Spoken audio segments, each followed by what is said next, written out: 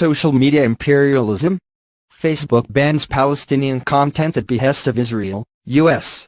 Meanwhile, The Washington Post is asking why accounts belonging to sanctioned officials in Venezuela, Iran and Russia are allowed to remain online. Facebook has been working with Israeli government officials to suppress Palestinian voices in the social media sphere, according to a report published on Saturday in The Intercept.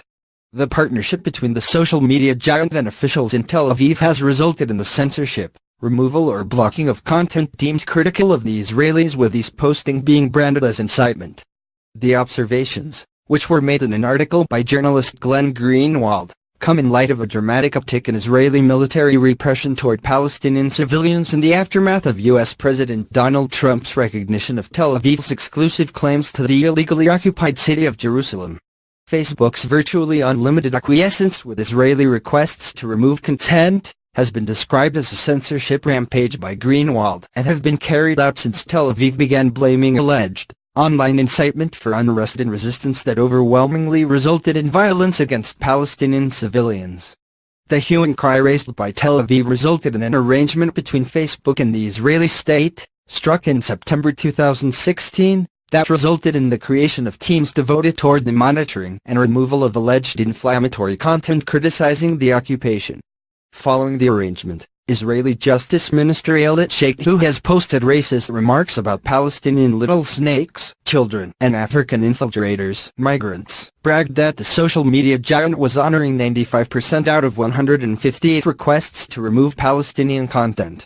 In Greenwald's words, Facebook's collaboration with Tel Aviv gave the Israelis virtually unfettered control over a key communications forum of Palestinians.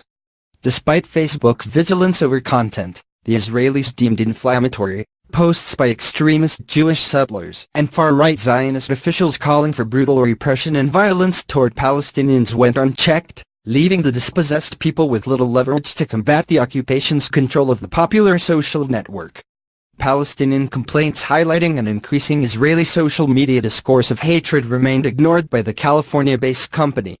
The Facebook ban even extended to 4 editors of Sahab News Agency, a page with 6.3 million likes, and to 3 executives from Quds News Network, which has 5.1 million likes. The journalists and officials were barred from accessing their personal accounts on the basis of violating the site's community standards.